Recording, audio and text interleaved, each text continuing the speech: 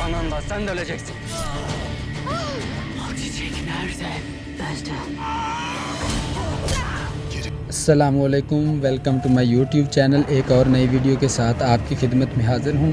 آج کی ویڈیو میں ہم بات کرنے جا رہے ہیں بینگے خاتون، اسمہان اور الچچک کے بارے میں۔ یہ ایسے کردار ہیں جن کا بھی آپ کو آنے والے اقساط میں اختتام دکھانے کو ملے گا، لیکن دیکھیں یہ کہ اختتام ہوگا کس طرح۔